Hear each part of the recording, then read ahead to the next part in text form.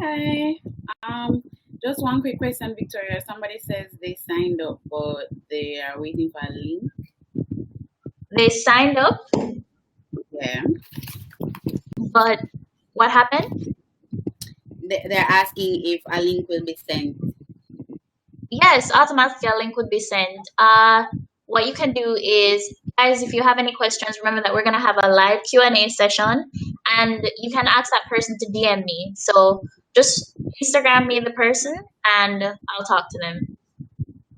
All right. Let me. Vitalvine.co, right? Yes, that's right, guys. Bridal.co. All right. All right. Cool. All right. I sent it. Just. All right. Cool. Okay, awesome. So I'll leave it to you. Rasine, take the stage. Okay. All right. So, hi everyone. Thank you so much for signing up. I'm glad that you found that this was going to be very interesting. I hope I do not disappoint. So, as Victoria Oh, had said, sorry, Rasine, sorry to interrupt you.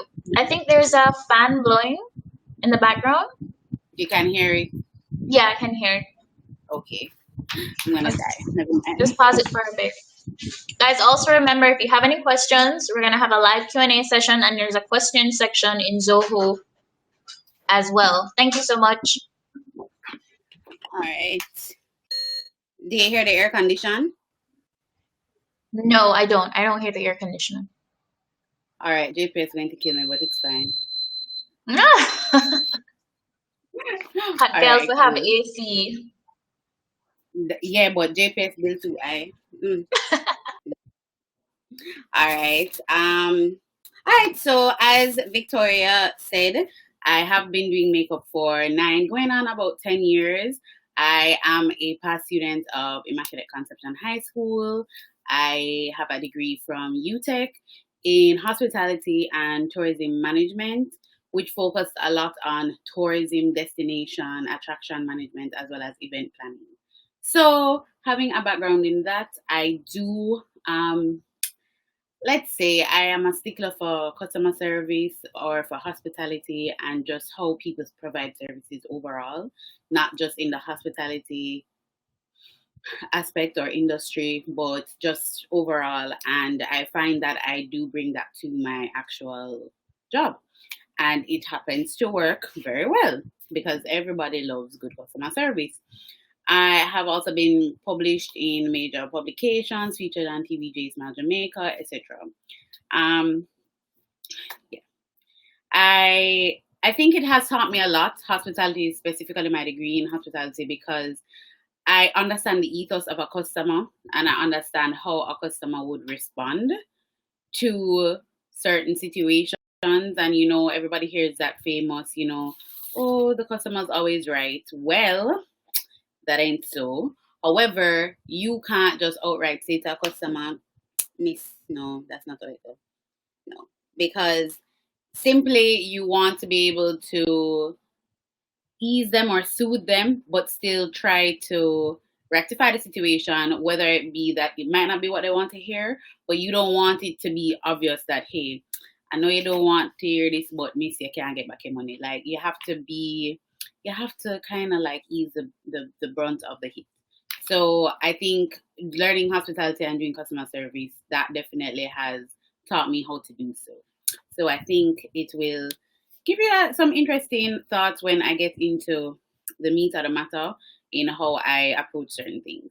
So the first thing is your current COVID-19 marketing practices. So I'm going to speak about marketing practices overall, but some of the things that you definitely need to or should be focusing on, especially in a time like COVID-19. Now, a person is not necessarily going to be buying right now because, of course, the economy is just not where anybody wants it to be. And we don't necessarily have money. We're not have money. So you want to stay in the forefront of somebody's mind, but even if they're not buying right now, you want to make sure that whenever they are ready to buy, you are the person that they think of. And so that's just you staying relevant. And anything that you go into doing when it comes to marketing is just to remember that you need to stay relevant. If you keep that in mind, you will always be a foot ahead, or let's say a step ahead of the rest, because that in and of itself shows that you place an importance on your brand, and that you plan to come out of this, and you plan to come out of this running. Now, for makeup, it might be a little harder. Weddings, people are postponing, so that is definitely something that people are able to go through with, but it may be on a smaller scale. So you have to keep those things in mind. So it's not going to be that the place is going to open up and it just going boom. Keep that in mind. But you want to be able to slowly start trickling in with your business, and doing so you have to stay in the forefront. So you need to create content using yourself. At this point, we're not really doing much, if at all, any sort of work, but that does not mean that your page stops with it. If your page stopped when Corona did start, that means that you don't post since March, which means that people are not seeing your profile. And if people not see your profile, you're gone. Even if them see your profile yesterday, what are you doing today to keep yourself in that person's mind? And remember, Instagram also loves an active user. So if you are not posting, anytime you do decide to post, it's not going to send it out to as many people. It's all about the algorithm. So you have to remain relevant, but you have to be constantly be creating content. So you don't have no model, do it for yourself. Everybody have a face. Everybody have hair. Everybody has a little area. If you're a decorator for weddings, you have a little area where you can use the rentals and just decorate it, take pictures, do videos. Do videos. Everybody can do a video. You say, boy, I'm going to practice makeup today. I want my foundation. Take a video of the foundation routine.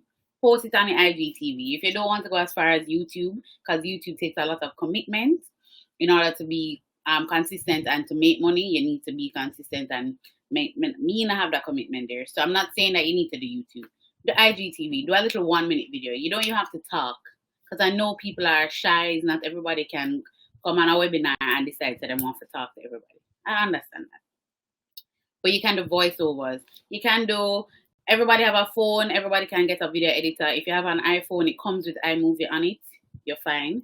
And on it, you can even put in the subtitles what it is that you're doing step by step. So there are small ways that you can ease yourself in. So you take the video of your makeup now, or your foundation. Take pictures of the foundation. Routine that you did. You're done. You look cute. Smile. Take a picture. Why? You can post it. You need a cover for your video. You need something to post on your grid.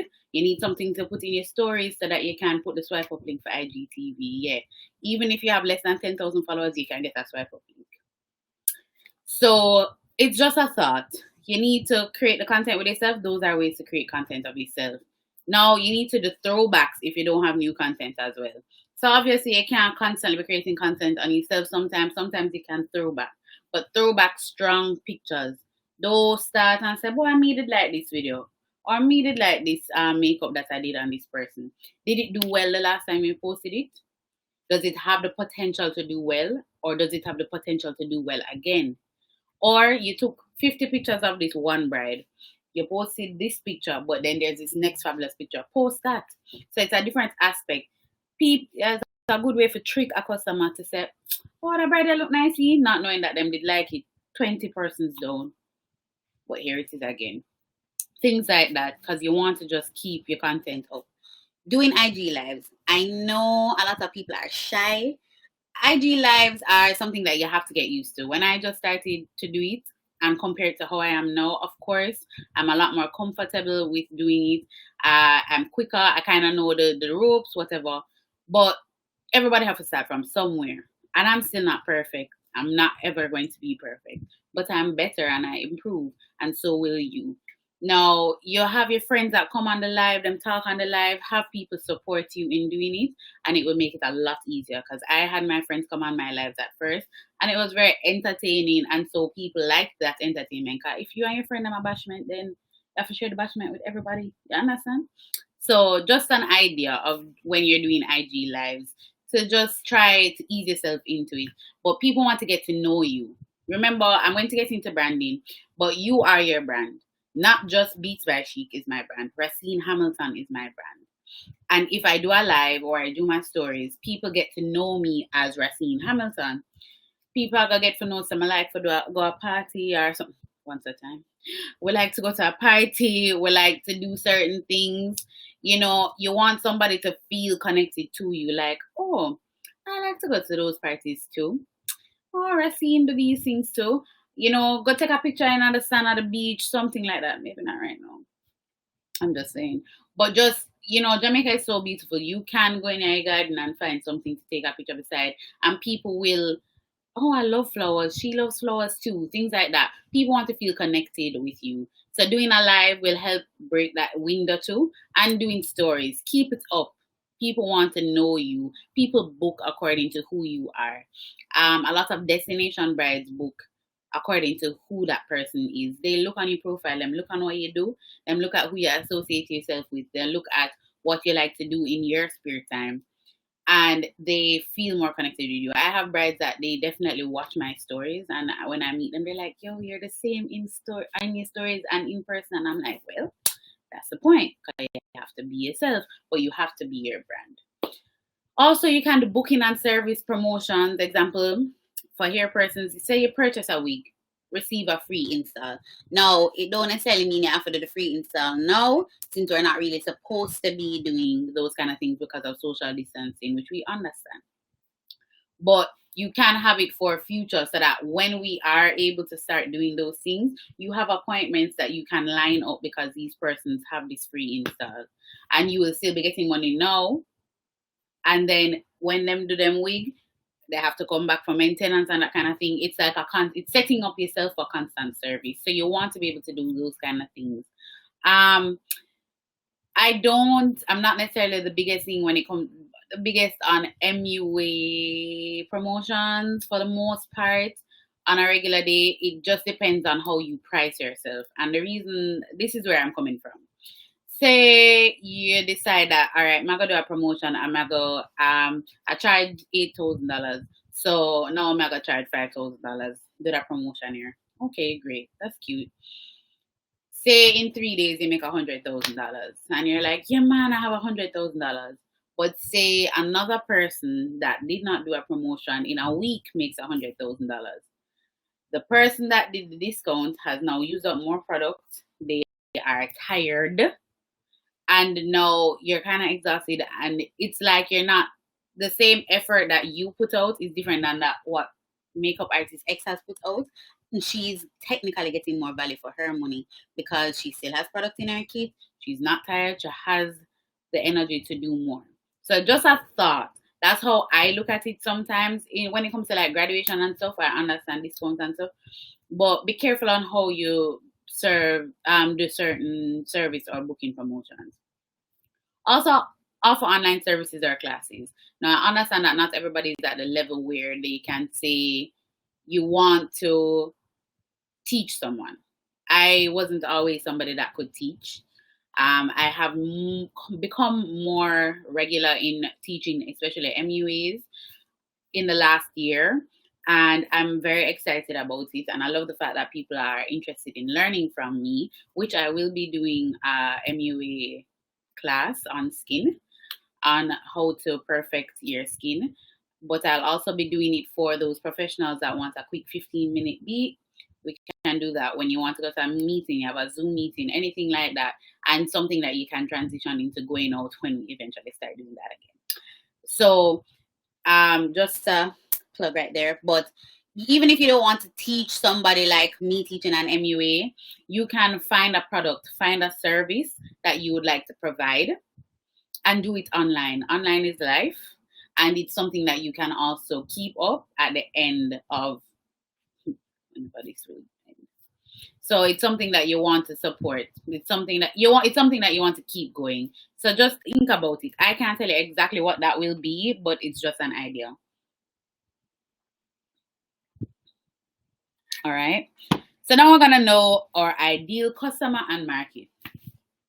This is like the meatiest topic of them all, because I know in Jamaica of a lot of places, but Jamaica definitely, we're all about this please everybody kind of mentality. But you can't. If you want to be successful And success is definitely up to you. It's what you want.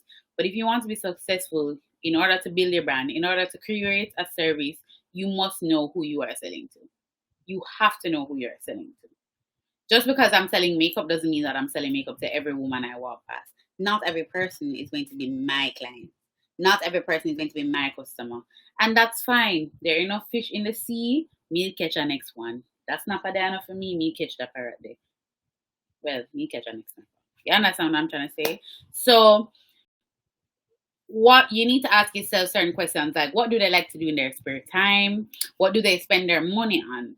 Like you need to understand that customer inside and out, how they think, what their emotions are. So that is why you would take up your book now and write down, all right, I want these type of people to be my constant customer, my constant client. I want them to come back to me. Not specifically client X, but you want many client X's so that you can have a consistent business and you're doing your business the way that you want it to happen.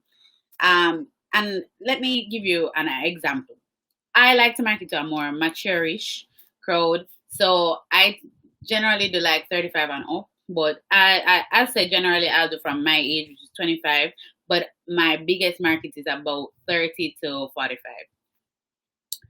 And I like a higher end customer. I like a person that prefers more luxurious experiences. So they like house calls or they like coming to somewhere that they feel comfortable or that is near to their home. They like luxurious products, and they want to look like they did their makeup but better. So it's a lot more of a natural kind of vibe. And I love those people. It's very easygoing. And it's easy for me to actually perform the service, but not only that, I feel a lot less tangled up or tied up or just restricted into doing one specific thing. They're kind of just like, girl, just do you think I don't really want much, whatever. And you get in 1-2, you get your money and you're out. And those are the type of people that I like to do. Now, they may not return very regularly, depending on who it is, because when outside it open, of course, you have some of these people that are going 2 events per week, and these people, 2 events per week, and these people want to come and do their makeup. Me not gonna say no. You wouldn't say no either. But that's not always the case. So no, they may not return very regularly, but they are usually very loyal, which is why I like them. Because I know that anytime that they will want to do their makeup, I meet them a call. But they also refer super often. So I love it. I have clients that listen from the start using me in 2018. It's been a constant thing up till now, because up till before whatever happened, and they have referred me so many times. And every time I get a call and they're like, oh, I got my number, your number from XYZ, and you're like, yo, in your head you have to say, yo, at the end of the year I'm have to send them some cupcake and flowers, because they are so good at referring you. And because they are so close with certain people, they're like, anybody will take their word for it. Those are the type of people that you want. Well, that I want. I know other MUAs or stylists that may prefer a younger party-going crowd for consistent returns, but maybe at a lower price. But we are both aware of our markets. That person might say them like that consistent crowd because them know say, all right, they'll be working at 12, but that's okay for them, 12 a.m. But that's okay for them. That is something that they don't have an issue in doing. But that is always up to what you think you want. That person may know that them definitely working a lot harder. I like to work a lot smarter, not harder. But not everybody's like that. Some people actually like the constant doing. But we are both aware of our markets and we market ourselves according to that. And we both profit from it. We may have 2 completely different profits, but that's different because nobody has the same goal. Nobody. Everybody have a different idea in them life, and everybody will know or have to kind of sit down and say, all right, well, in order for me to have free time, I know say I want a high-end customer, so I'm going to provide high-end products, high-end services, not work as much, but still get profit. You understand? But somebody else might want to do differently. You also need to know when to let go of problematic customers. AKA, understand that you can't please everybody. So trying to please all people means you will please none. because you have placed doubt in their mind. Imagine you decide now, other than a problematic customer that from them come, they're just like, all right, so this is my budget for my wedding. Me no want to spend more than $2,000. And sometimes you have to say, well, I can't help you. Don't try to accommodate them by trying to discount your services. Does that mean that you don't value your services? No. I'm sure you value your service. So if you value your service, why would you discount it for this person? Even if it was the Queen of England, you're going to want to charge them. No. Could be the richest person in the world, it could be the brokest person in the world. It don't matter. You are worth what you are worth. So charge it. Do not be pressured by that. But not only those problematic customers. Understand you can't please everyone means that, boy, I must see the people them at the cut crease and glitter cut crease and everything kind of color and them Nigerian high and them something there. And I say, yeah man, and them I get enough likes and them I get enough follower. So they must I get enough booking. Not necessarily. So me I gonna start do that. But by right or by just truth within yourself, you know that's not your style. If you know that's not your style, why are you going to try and fit into that circle? That ain't your circle to fit in, girl. Stay over there, so and do your thing and build upon your something. And let me tell you how a customer goes through your page when you do things like that. You are the person is looking for a bronzy, glowy glam like what I provide, right? Them going on my thing now, and them I said no, but a girl here she said bronzy, glowy, right? So, but then over there, so it's super matte, it don't blend out too good because you're not really familiar or comfortable with that style. And you say, but and then them all them eyes here, no, whoa, hold on. I wonder if she can't really do natural eye. Maybe this was like a one-time thing. Yeah. I go through as a customer sometime and look on like MUA's pages that I think I want to follow for inspiration. And if I see a great, amazing picture and then I look for like similar things and I cannot find anything to spark my interest, I move on, I don't follow. And I'm not engaged because it's not engaging me. And that is the same way a customer is going to think. Boy, she did look like she could have do that something, but it not really work. Those kind of things are very important to note because you have to say to yourself, you want to try and be in every market, but every market is not for you. So sit down, say to yourself, this is the type of clients I want, this is the type of makeup or hair or decor that I want to provide, this is the level, this is the quality of the items that I'm using, and this is how I'm going to support it. And move from there. Now, for me, how do I show person that I'm versatile? Because I know you're going to be like, well, how am I going to show that I'm versatile? I keep my skin the same. Skin is skin, but the eyes is what I play with. And that is when it shows to the person, all right, you can do a dramatic eye here and there, but the skin still look very nice. So you have to find your way of trying to show your versatility, but without trying to mar what your actual brand is. And speaking about brand, you need to master your brand. And it goes into knowing your ideal customer and market. It's all tied in together. You need to know your market and stick to it and be consistent. Do not waver. Don't waver. Believe what your brand is. If I say my brand is high end, you know what kind of what you call it? What would speak to a high end customer? Certain things I'm not necessarily like to do. So for me, my brand is Beats by Chic, but it's also Rasine, as I said. We all know that my personal profile is my business profile. So I have to find that, that blurred line between what is business and what is personal. An easy way to do that, I've started to use IG close friends. And everybody that I'm a close friend, but the people that are on it, I know that don't mind to see when we go a party and me and my friend and I have a good time. Now, as I said, it's okay to share that, but some content you need to kind of kind of just tone it down a little bit. Those are the friend posts, the close friends posts. The ones that you guys are just singing, having a good time, and nothing too raunchy, nothing too dirty. You can go and put it on your actual business profile because people want to see that you're a regular everyday person. Fun, but as I said, you have to know your brand. And if your brand says high end, fit into the high end. If your brand is more of like a young party going thing, then you can be a little freer in how you post and what you post. So just an idea of how to master your brand. You have to remain true to yourself as well. Do not forget that. Ever forget that. But just don't waver. Stick to what you have decided and don't make anybody change what your decision is. If you know that is your decision, that is your decision. Do not change it because you start see XYZ get a whole heap of jobs. Your time will come as well. Just stick to it. Pricing your services. Me know everybody and their mother always ask about. I know everybody and their mother always want to price them service and they want to know what it is that they need to do in order to price them service. And I'm not going to come here and tell you say you need to charge $200,000 per person. That's not what I'm trying to say.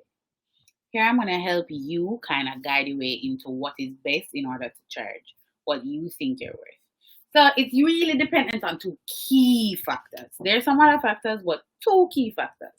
Your skill and your product quality offering. Meaning, I have a high-end kit. That's great. Congratulations.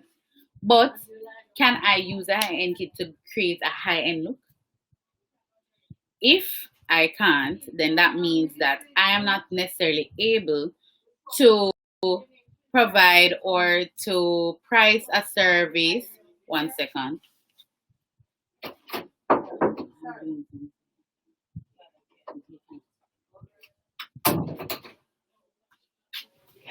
Sorry. Don't want an extra shouting in here. So yes, as I said, it's dependent on two key factors. So skill and product quality offering. So I have a high-end kit. That's great. That is what you have just you put one step through the door because you can't say to somebody, I'm going to offer you this service, but you don't really have the full skill. You have not yet mastered the skill. In doing so, reason why I say that is I've had an example where people have come to me and their kits are amazing. And I have to say, okay, all right, I'm happy. But when you look on the actual their actual profile, their Instagram grid or their website or whatever it is that they have for their marketing content, and I look on what they're doing and I'm like, but nobody would know that you're using these expensive products, which means that the skill not really matching the kit. But yes, boy, I spent how many $100,000 on investing in my kit. Girl, me the anyway, me no set expensive. Me and you know say the kit expensive. If I do here, me and you know say the ear expensive. Me and you know say the hair product them expensive. Me and you know say the rental thing them when I rent for the wedding them expensive. We all know that. But you have to know how to utilize those things. If you don't know how to utilize the things, people are not going to want to pay the high price for it. Let's get our next example. You have makeup artist A and you have makeup artist B. Makeup artist A charged $7,000. Her glam is a high-end glam, whatever. She does that's who she markets to. She has a similar market target like me. Anyway, B now, that's the same target that you want. That's the same aesthetic. However, she doesn't have the skill, but you have the same products as makeup artist A. If the two I want to charge $7,000, right? Who do you think the customer is going to choose? MUA A or MUA B? They're gonna choose MUA A because if they're gonna have to pay the same amount of money, they're going to go to the better offering service. True or false? Very true. Very true. So you have to think about it in that way. It cannot just be your skill. It cannot just be a product. It has to be a skill. In the second breath, though, suppose you really have the skill and your kit is kind of like iffy. Suppose your skill up, but if you had a better product, it would have up more. Then you're gonna need to start gradually raising your prices. When you gradually start to raise your prices, you need to gradually change your kit. Also, you guys need to keep in mind, you are using other money from other ventures to build your kit, which is great. But you also need to use those other ventures and that other money to build your skill, your learning, all that kind of thing. And you need to try and make them match. sometimes people have it kind of topsy-turvy, and that can't work. So you need to keep that in mind, that you have your products, but you need to have your skill. And if you have your skill and you don't have your products, try to slowly get your products up and slowly charge more and more. People will pay you more if your skill looks amazing. You understand? If your makeup looks amazing, them no really business what you use. Now you will have those few instances where you have clients are looking at it like, oh, so that you use. You know, some of that on my hand too. And automatically, let me tell you what that means. So you mean for time say me I charge me I pay you so much for doing makeup, and that I use for me the same thing when me have on my yard. However, what you can do with the product and what they can do with the product are two different things. Keep that in mind. Do not make those persons make you second guess the quality of your work or the skills that you have. If you can make a good thing out of some Tira powder, do it, girl. Do it. But you just have to keep in mind, you need to build your kit, because yes, people are eventually going to, at a certain price point, they're going to start saying, okay, so you charge me so much, but your kit just look basic. So keep that in mind. Another minor factor is your experience. Now, the reason why I say minor, you will have really experienced makeup artists that have been doing makeup since maybe their prep school, and they were some of the few makeup artists that existed at the time. They are naturally going to carry a higher price point because they are naturally going to be like, listen, I've been doing this for years. My kit is on one, and my skills are good too. Now, that doesn't mean that somebody that started last year, a year and a half, 2 years ago, can't out makeup them or out sewing your ear or out decorate you. You have new people coming on the block that were destined to do this. It's not everybody that come in here is a cobbler. It's not everybody coming this and can and just decide to, oh, this look cute, I want to try it too. No, some people are actually destined to do what you are doing. So you have to keep that in mind. Experience can be a factor, but it can also not matter, because if somebody with 2,000 year experience cannot do makeup like that 2-year experience person, the person is still gonna book the 2-year person. The only thing that is gonna go for those experienced people is name, like in terms of like the fact that people would have known them, familiarity to whatever the industry is, and the fact that they have built a clientele and that clientele will refer. Yes, because that still happens up to this day. So that's something to consider when you're pricing your services.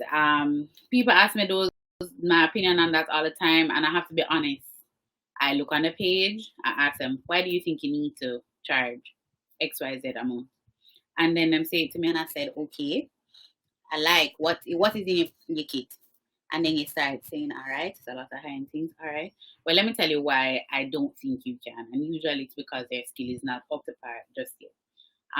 But you will get there, so don't worry. All right, let's talk about being an influencer. And this is MUA as an influencer, hairstylist as an influencer, wedding decorators. Yes, wedding decorators. Let me give you an example of when I say wedding decorators. If you guys know the Australian market, the Australian bridal market, listen, bare things are going down in Australia here. May I talk like everybody wedding favor one royal wedding. I'm so serious. The flowers are grand, the decor is amazing, the dress them are going with a bag of things, the people that make up the hair, like it's a legit industry down there. Like them industry up. If you're not familiar with it, when you're done watch your IG live with the Q&A, you can go and just start look for Australian makeup artists, Australian decorators, Australian flowers. Listen, they are top tier, above the rest. They are just amazing. When I know you see it, you know, understand why I just love it. And they are also influencers. If that decorator say the ghost chairs, the ghost chairs are the new type of like you know the acrylic chairs or the metal chairs that have like the kind of oval head with the nice, not the regular chair barrier chairs. Those, if them said that is the new thing, everybody said this is the newest wedding trend. I must say, yeah man, the new wedding trend, that's not everybody gone a lead with it. That is you influencing. So wedding planners, yes, you can be an influencer as well. Don't think that an influencer is limited to just beauty, because you have a car influencer. My boyfriend follow a whole heap of car influencer. Him love it. Him love the car thing. you can be a car, you can do those things. And let me tell you why. Keep in mind that any service provider has influence on persons' buying patterns. And the reason why I say that is you're the expert. Remember that. If somebody said to you, Rasine, you know, someone want to try a new foundation, what you suggest? And I said, buy X. And then go buy X. You just influence somebody to buy something. How many times have you done that? If you have done that, you are an influencer. Now, of course, you want to be a major influencer. That doesn't mean that, you know, major influencers are not everything. And let me say why. You have a lot of micro influencers, especially in Jamaica right now.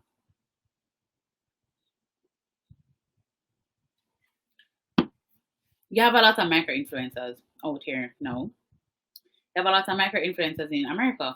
Now, the American influencer market is very different than a Jamaican influencer market. But every influencer matters. Our local influencers are a little less brand supported, meaning brands don't generally get the marketing budget to support giving everybody swag bags every week, every month, or keeping a stock up every month. And that's just because Jamaicans buying patterns are different than, like, say, an American or a UK buying pattern. It's a lot less credit supported, even though it is, but it's a lot less credit supported. Hence, people are not just buying just frivolously all the time. So you still can push a brand for the possibility of a brand collaboration. Meaning, you love this foundation, you love a Maybelline foundation, you love a Revlon foundation. I love that the Black Opal cream stick foundations, right? I used to tag Black Opal all the time. All the time, girl. I use it to contour, to highlight, whatever it is that I use on the client, whatever it is that I use on myself. And they started to follow me. They started to notice me. They started to like my stuff. They started to repost me. And eventually, they asked me to collaborate with a few things with them. So, Revlon, I did things with Revlon and Black Opal. And I was like, yo, this is cool still. And how did I get there? Because I slowly built a relationship with them. They liked what I was offering, they liked what I was doing with their products, and felt that I was a good fit to their brand. I did not plan it though. That was not the aim.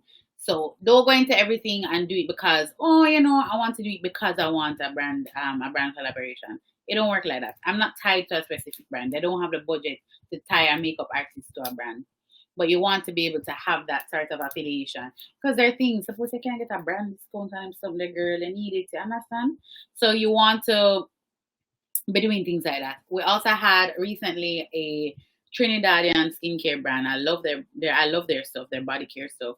And they came and we were having a talk with the head of marketing. And she said to me, Rasine, Jamaica has a lot of influencers, like macro influencers. But the problem is they don't have as much influence as they think. They have 100,000 followers, but maybe 100 people of them followers actually buy everything that they say. Maybe not even that much. So she says that they are so big.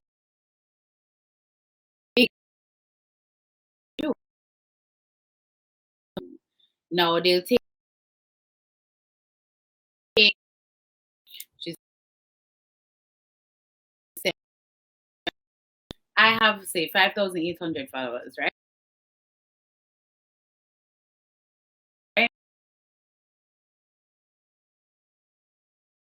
Will be like, all right, the next time I'm buying a foundation, I'm going to buy that Revlon. The next time I buy a foundation, I'm going to buy it the next time I read. Something like that. And they actually decide that they're saying that they have seen that in the patterns that they've been studying, that they find that micro influencers have a lot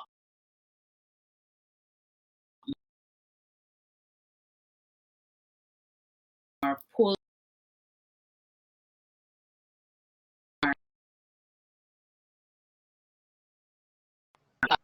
Hey, Rasine, hold on. You're chipping in and out for a bit.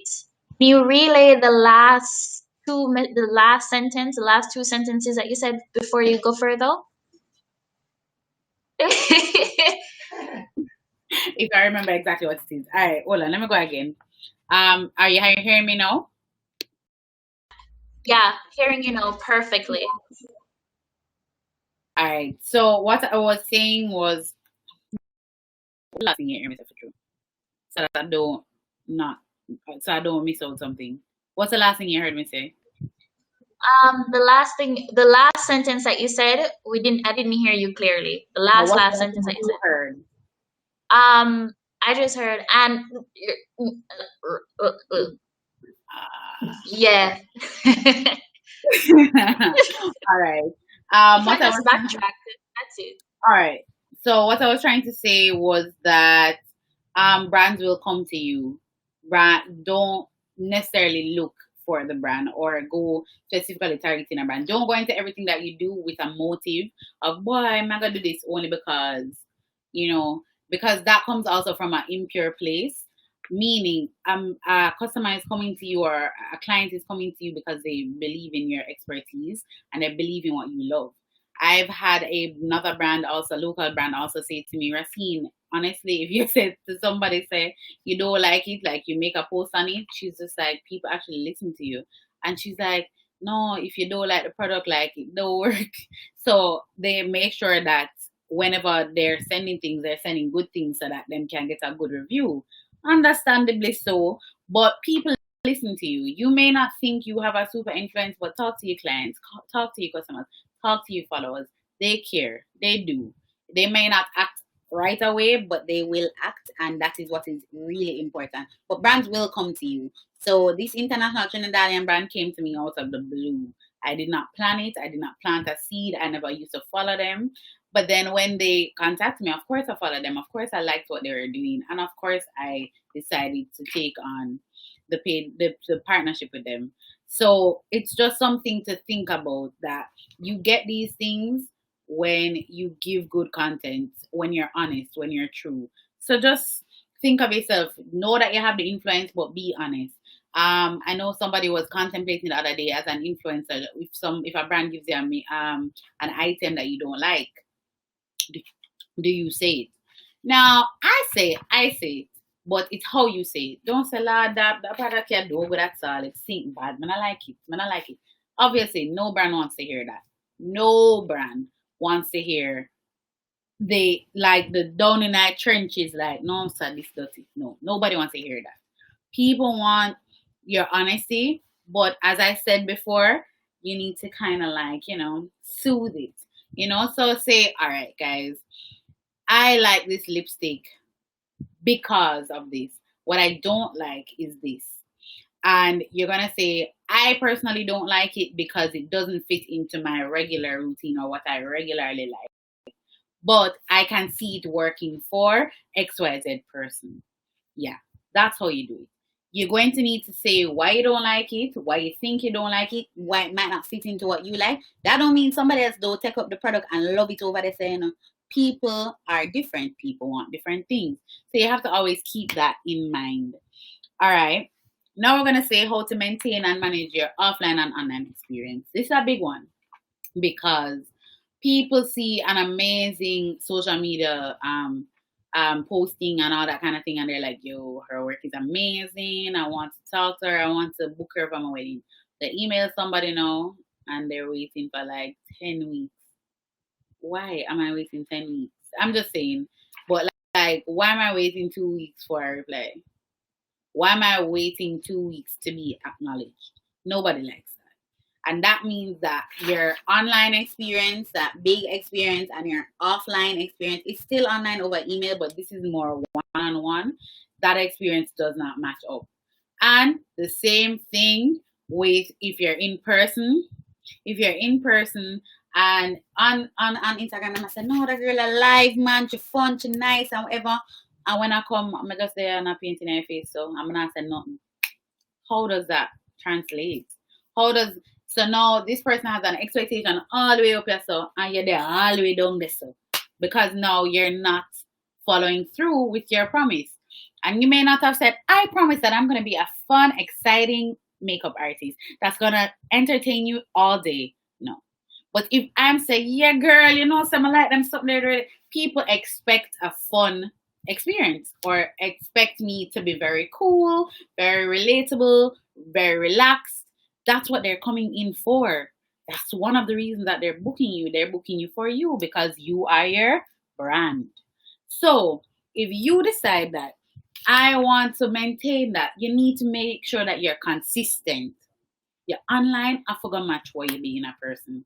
So yes, you want to push yourself, but you're not gonna necessarily be a me. Your energy level not for the up so your personality doesn't have to be loud like me, or it doesn't have to be like very expressive. You just need to be you, but be consistent and always just provide good customer service in that regard. Also be present online. So if you're not present online, if you're not answering quickly, if you're not present on your Instagram, if you're not answering your DMs, if you're not answering comments, replying to comments, if you're not saying a story every day, you want to maintain your presence, but you want to be present so that people say, all right, she's involved, she likes to interact with people. That makes you more likable and more viable. You want to be professional. I don't think I need to tell you this, but I'm gonna say it anyway. You need to be professional. We can't done everybody. That can't work. We can't done everybody. That cannot work. Why? Because people are expecting you to be a professional. Now, I will say sometimes people get you out of your character. I'm not gonna say no, but you're gonna need to minimize that down to like once a year, if not once every other year. When it has to be so like escalated so much that you're like, all right, boy, I kind of really need to, get my stuff together because that person are really about to make me go on and dip under them. No. But don't need to get there. So be professional. And even so, be professional in how you answer an email. And I'm going to get to how you can be professional all the time in answering an email. But you need to be professional. Be professional in how you say hello, hi, hello, hey, hi, good day, good night. It depends on how casual the conversation is, but maintain that kind of thing and be respectful. I don't think I need to tell you that neither, but be respectful. Read your client's body language. And let me say why I said that. Now, if you read a client's body language and say, all right, meaning this is when you're in person. Now, everybody's relaxed. That's the type of online experience you're having with them. And now you're in person and you're reading their body language and you're like, all right, they're uncomfortable with something. Certain times you have to turn on and off. So you may not have to be as big because this person is not dealing with that. Also, I'm very good at saying, okay, this mother really nice. I had a wedding the other day. The mother was so like just free. She made beer jokes and whatever. But she could be a difficult client. And I'm gonna say how I know.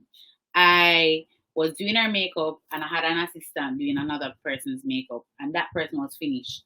And she want to finish too, and she said, no, but all it's not done there. I said, my girl, you're not even halfway through your makeup yet. Let me, finish you. And I understood. If I usually let my assistant finish certain things if I have another person to go to, so like the lips or mascara, anything like that, or lashes. And that's what I had intended on doing. She actually, I realized if I had done that, she would have looked in the mirror and saw that she was unfinished and she would have been unhappy. And she would not have understood why I would have had to send her over to somebody. So you have to kind of read the clients as well.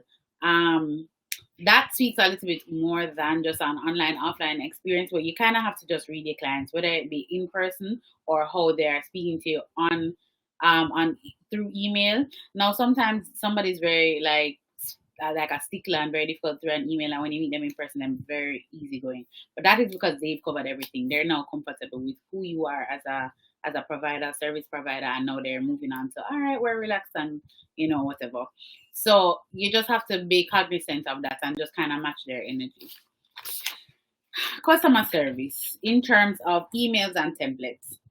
Always treat a customer like you want to be treated. That is my motto. Don't ever do something that you would not want somebody to do to you. But how do I make sure that every person that contacts me gets the same energy? How do I ensure that? Email templates. Meaning, me have a template. If somebody asks me for my bridal prices now, I can copy and paste everything and put it in the email and send it. And it looks like I took the most effort to send this email, but really I just copied and paste. Also, you need to be quick. People hate them automated responses. I personally hate automated responses, and I'm going to tell you why. 15 years ago, when automated responses were introduced, 15 or so years ago, when automated responses became more popular, people were like, oh, yeah, okay, she answered. It's okay, it's fine. I know that she's out of office, she now got answer now. Or I know that she got the message, so, it's fine. People hate it now because an automated message to me says, let me tell you how, as a customer, I feel. I feel like it's like, all right, well, guess what? I got your automated message. I got the server got your email. So the server is sending you an automated message. That don't mean say the person actually read your email.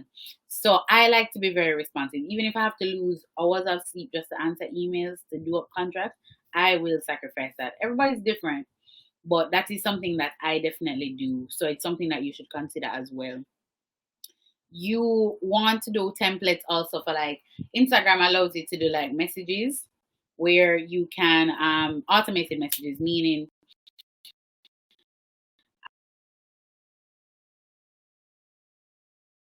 message replies, and you can just send them. Like, they do have a limit of how much words they can put in there, but it's a lot, meaning it still allows quite a lot. It's not going to be a long paragraph, but it does allow a lot. So a lot of people, I do my wedding inquiries, I want all of them to be in my email, but people DM me.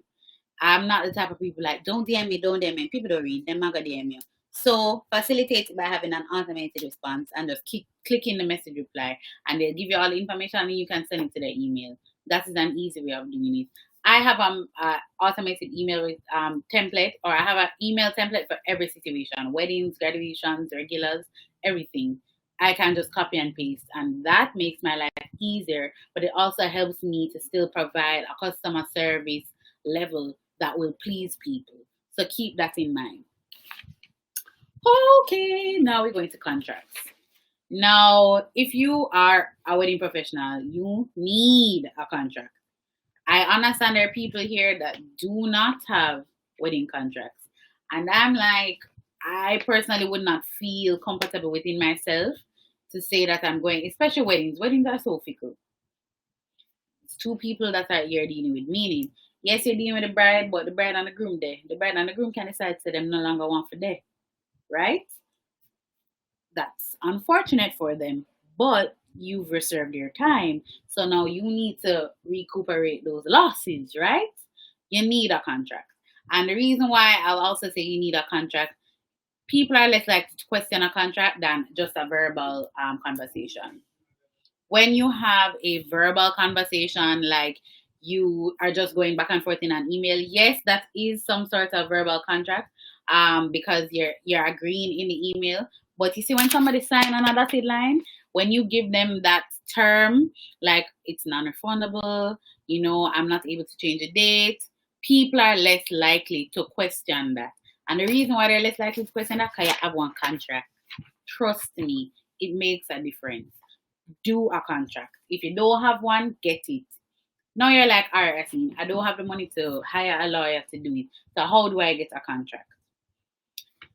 Well, first of all, we should know a contract protects you. Now, when no say it's trying to protect the two of you, like the bride and the wedding provider, the vendor provider, but really and truly, really, you want to protect yourself. So you need it because you want to protect yourself. All right. You also learn your contractual needs through experiences. So when you are going through life, like a lot of the clauses that I have in my contract, the template that you guys are going to receive, a lot of those were actually clauses that I added through experience. So I got a basic enough contract, and I saw certain things that I wanted to change or add or take out of it as a clause. And that is because I was more experienced in it. Now, if you're starting out in weddings just now, I understand that you may not know what it is that you're going to want, but you have professionals like myself, even some of the ladies that are here right now, you have professionals that you can ask what it is. Even if you can't say to the person, like, give me a sample contract, like for a local service provider or a mentor or something like that, them can't get the entire contract. Ask them about important clauses that they think you should include, because that is very important. But you do learn a lot of these clauses, the necessity for clauses through experiences. Like I learned that you need to tell the people themselves they need to feed you. If you're there for 3 hours or more, you need to do that. Of course, that also comes with your experience and your experience and your it comes with the experience mostly that you will know or you notoriety. Like people will be like, all right, I know that it's a serious businesswoman this, and she's going to want um she have the right to eat. First of all, everybody have the right to eat. But you also, even if you don't want it, that you need lunch, you bring it yourself. Get a lunchtime. So make sure that provision. I personally don't ask them to provide a lunchtime because I usually eat after I'm finished. But some of them actually insist that I eat during it. Depending on how much time I have left, I will accommodate it. But those are certain classes that I learned because one day me go up on a wedding, I'm a starve, right? Yeah, nearly drop down. That's how you learn. Or you learn that things need to be non-refundable and non-transferable because one girl I go want to come book for 10 people. 3 months ago, she booked it for 10 people. 2 weeks before the wedding, all of a sudden it turned 2. Miss, I cannot help you. You won't still have to pay for these people. I have a clause in my I'm gonna mention it, but I have a clause in my contract called the 2 weeks balance due regardless clause, meaning if you are canceling somebody within 2 weeks to the wedding, you're still due. I'm still due the balance. So what I usually recommend to people is, since you're gonna lose the deposit and you're gonna still have to pay me the balance based on what you signed, what I'm asking you to do is replace those 8 people. Yeah, go find somebody, get them off to do their makeup, the wedding planner off to do their makeup. If you're like a flower girl, off to do their makeup, figure it out. Why? So you don't lose. I try and help my clients in that way. Now, I'm not obligated to do so, but I'm just, you want to still kind of seem soft. You don't want to seem too rigid. But to a certain degree, it depends on the situation. But that's what I encourage these persons to do. If it is that you are looking to if you're looking to change up who you is, I never wrote down and I go into Tom, Dick, and Harry and Jill. No, I'm doing bridesmaid 1, 2, 3, 4, 5. So if bridesmaid 1, 2, 3, 4, 5 turn into some different girls, it don't matter. As long as when I know, I do it, I say, all right, I did the 10 people. 10 people. That's what's important. If I never do 9, but you did sign up for 10, you have to pay me for the 10 people if you cancel within the 2 weeks. Very important clause. But I learned that through people wanting to transfer it. Oh, I book for 4 people, but 2 other people there, I don't really know what I'm depend. So can I get can I just use their initial deposit to pay for the balance of the work? No, miss, no. And let me explain to you why you cannot do that. To give you further understanding. You reserved time for 4 people, right? So if you needed 5 hours to finish those 4 people, which included your accounting for pack up, for setup and packing up, and you need to also account for travel sometimes. You have now blocked out 5 hours out of your day 3 months ago. 2 months before the event, somebody comes here and be like, oh my God, I need a wedding. I need a makeup artist for 10 persons. You already booked. Now, it's very unfortunate when you have to give up on a bigger wedding for a small wedding, but it happens. The person don't give you the money already. You don't have a choice. And now you're going to say to yourself, all right, well, I'm not available. But it's fine because you're still getting paid on the day. And I like the day squash. You understand? 2 weeks before the wedding, you get your say, miss, I don't want to do 4 people anymore. Or no, even so, before the wedding, you're getting reservations to do or appointment queries to do the makeup before the wedding time or after the wedding time. Not that day specifically, but it's in and around the time. Them lessening the amount of people that they're doing is also lessening your time that you're going to be at the wedding, which meant that if you knew that initially, you would have been able to book those other people before and after the wedding. So that is a loss that you cannot ascertain in terms of the amount of people that you would have lost. So now this is how those deposits come in. That is you kind of being like, all right, I'm no longer doing 4 or 5 people, but I still have the deposit of 5 people. And, it will do for the fact that I'm going to miss out the 3 bookings that I could have had after the wedding. It's different when it's an out-of-town wedding, but even so, suppose you're doing a wedding in Ochi and you're doing 3 people. You can get back to Kingston to do 4 more people in the night. You understand? and all of a sudden it turned to one person. First of all, traveling for one person is not really economical for you, but that's on you if you want to do that. But then now, if you're doing one person, you could have all a book for the entire day, understand? And you could have also refused the wedding. So you have to understand things like that. So, all right. I also suggest consulting a lawyer, but not everybody has a lawyer. I do have a lawyer that I would suggest. Her name is Ariel Brown. She has done a contract for me, but she has also done contracts for other beauty professionals. So I can give her contact in. Can I just give it to Victoria and then she'll email it to you guys with the template? Yeah, you guys. So we'll have a virtual swag bag for you guys where we'll have the contract, and you can. I'll also forward the message as well in the contract. So you can give her a number, her contact, and where you can find her, so you can speak to her about that. And remember, you All can right. also DM Racine if you have any questions or anything else that you want to add, and join our live Q&A session that we're gonna have in the next couple of minutes after the webinar is finished. Right. So another thing that I will say is here's a formula to go by if you want to kind of do your own contract. Google similar contracts. Google MUA contract template. Google hairstylist contract template. Google beauty industry contract template for weddings or something like that. Google decorator. Google a planner, a coordinator. Like they're all there. The difference between 10 years ago, or well, say I've been doing bridal for about 6 years or a little bit more. 6 years ago, I didn't have a contract. 5 years ago is when I got into the contract, and somebody sent it to me, and I decided to take it upon myself and Google stuff and to know what clauses some persons, especially abroad and so on, thought was necessary to add to the contract. When they decided to add it, when I looked on those things, I said, wow, this kind of important. I probably should have this in my contract. It's because I Googled it. Google is your best friend. Please use it. Thank you so much. Also, identify clauses that you deem necessary. Now, that would go back to learning through experiences. But say a lawyer, you contact a lawyer, right? A lawyer is not always going to know what to do for your specific thing. They can research, but it will still be dependent on what service you provide for yourself. So I knew what to tell my lawyer, what to put into my contracts, my new contracts and them kind of thing there. I said to her, here, all right, this is what I have so far. These are clauses that I deem very necessary. Please put it in there. And you kind of go back and forth with them and consult them to say to them, all right, this is what I needed because all right, girl, I never say you put in the 2 weeks clause. Like, girl, there are certain clauses that I knew I could not live without.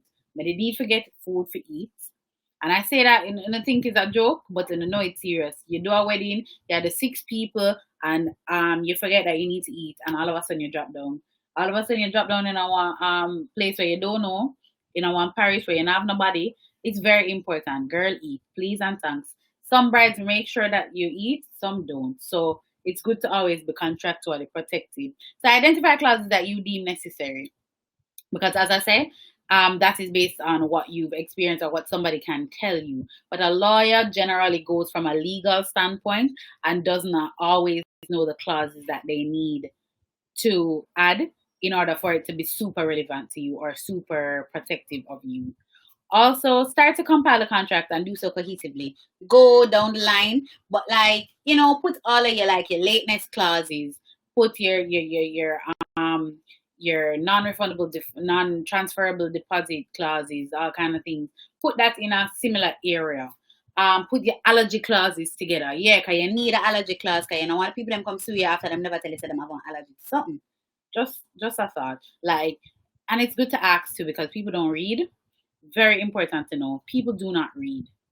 People do not read, okay?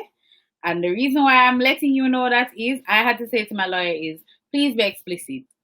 Please don't leave anything up to interpretation, up to discussion because people don't read. I don't know that because I always have things in my caption and the people them still there in the comment them and ask no questions, right? And the same question Pineapple for sale, $2,000 per pound. Just an example. What a cost per pound. What is it for sale again? Yeah, people don't read. And a contract is pages long. People are not going to necessarily want to read it. Now that's their problem. But what you need to know is that you will have yourself unlock. You understand? But you want to start things and do them cohesively. It's also good just to ask for the allergy. I remember asking someone and they were allergic to sulfur. Now, if you didn't know, sulfur then a wipes, sulfur then a soap, everything because sulfurs make sulfates and that kind of thing. Those are the things that sod. So now you had to immediately change what it was that I was about to do because this person is now telling me that, girl, you can't use wipes on me. You can't use this on me. You can't use that on me. And you have to think about what is in the products that you use. So it's always good to know those things as well. And I said, if possible, try to get a sample contract from a local service provider. I actually send contracts to people if they ask me. I have a contract template that I send, and you guys are going to receive it. But usually it's like close persons that ask me for it, and I still send it because I think that everybody needs to start from somewhere. Now, I understand that not everybody's like that, so that's why I said, if they can't give you a sample contract, because like I have a newer contract that I just paid for. I understand that people are not going to necessarily want to give you something with them just get. But ask them about important clauses that you think you should include. And here are some clauses that I think you should include to protect in any situation, including COVID-19. Non-refundable, non-transferable deposits. I spoke on that. We don't care if them did book for 6 and now them want 3. No, the other 3 people that outstanding now them deposit cannot use to balance out money. What is that? You gotta ask bank to balance out money? No. Bank not gonna balance out your light bill. Bank not gonna balance out your car? No. So you have to think about those things. Also, acts of God. Now, COVID-19 is considered an act of God, but you need to be this is where, like, say, a lawyer could speak to you or somebody that has the experience. Um, COVID-19 is an act of God, but it's not an act of God that affected you, meaning it's not something that was acted upon you only. It's on both parties. Now, in a lot of contracts, you have clauses that speak to that if I'm unable to provide my service, that you can say get a refund for whatever reason. Or if by some reason the wedding cannot happen. Now, in this case, the reason why I'm mentioning this, in COVID case, you know that right now the problem is that we are all on lockdown. However, weddings can happen, but it has to be 10 or less, observing social distancing. So it is not that the wedding cannot happen on the day that they signed the contract for. So if they needed to have a wedding on May 2nd, I'm still available on May 2nd. You understand? So it usually speaks to, and you'll see it when you get the contract, it usually speaks to the fact that, okay, if by any act of God I'm unable to provide it, but I'm not unable to provide it for today. However, a lot of people don't want a 10-person wedding because that is not the batchment that them sign up for. So a lot of people want to change their thing. Now, even though I have a non-transferable deposit clause, that also includes not changing a date because there's no guarantee that if I'm available May 2nd, I'm going to be available May 12th. So I usually have that. But in the time of COVID, you have to be lenient. And that's on me. That's on you on how lenient you want to be. My leniency comes in where they're allowed to reschedule their wedding with me as long as I'm available. However, of course, with everybody moving to the end of the year or to next year, dates are limited. So I ask that that I am one of the persons that they contact first. And you're gonna be like, oh, Rasine, oh, you said important for to ask that. The point is that you're hiring Rasine Hamilton for Rasine Hamilton. You're hiring a hairstylist for her hair, what she does to hair. I really can't send somebody to them because they would not be happy if them ask me for me. I'm gonna send John and Jill. Them want Rasine Hamilton, right? So decorator can always send another team to decorate. Photographer and a videographer can always send a second shooter, somebody to go and shoot the event. And then you're in love with the editing of the photo. You're in love with the editing of the videography. So that would be where they are going to now go and edit it to their style because they know of the raw film from the shooter. Of course, yes. What's that, Ah, friend? hi, Rasine. Just a reminder that we have a Q&A session soon. Mm. Yeah, so you can follow up the rest on the Q&A. Sure, no problem. You want to do that? Yeah, I think that would be a good idea. All right, no problem. Okay. So you want to just end it now and then go to IG? IG, yes, Yeah. IGTV, IG. So I'll go live no. So guys, you can join us on IG. Also ask all the questions that you may have for everything or some of the things that Rasine has covered. Remember that this is recorded, so we'll also have the replays for you and you, Rasine, so you guys can watch over and hear everything that Rasine has shared in detail at your own pace. All right, yeah. So I'm going to set up the thing now. All right, cool. Okay, awesome. Mm-hmm.